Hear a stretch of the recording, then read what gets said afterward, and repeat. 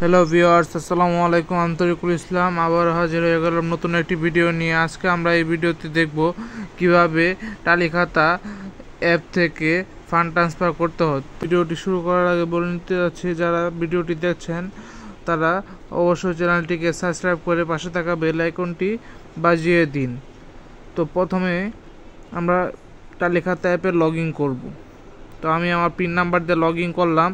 তারপর দেখেন নতুন আপডেট আসছে, এখানে এই যে দেখেন মানি আউট, এখানে ক্লিক করব।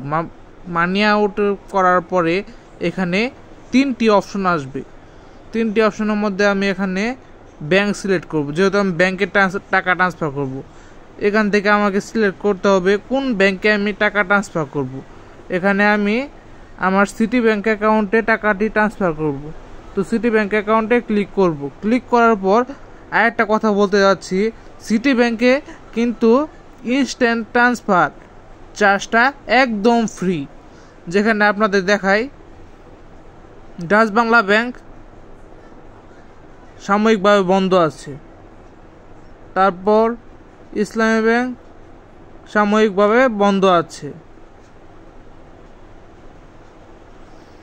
তো আমি সিটি ব্যাংকে ক্লিক করব। ক্লিক করার পর আপনাদের দেখানোর জন্য এই দেখেন আমার বর্তমান ব্যালেন্স এখানে দেখাচ্ছে 1631 টাকা।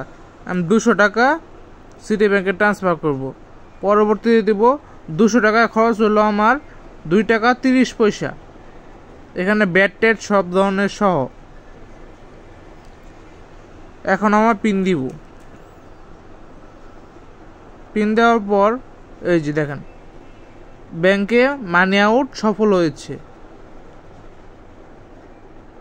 আমি ঠিক আছেতে ক্লিক করব। কিছুক্ষণ সময় লাগবে, তারপর আমার ব্যাংক অ্যাকাউন্টে যুক্ত হয়ে যাবে। এই দেখেন সিটি ব্যাংক থেকে এই যে 200 টাকা ডিপোজিট হয়ে গেছে। তো এই ছিল আজকের ভিডিও। আবারও দেখা হবে নতুন একটি ভিডিও নিয়ে।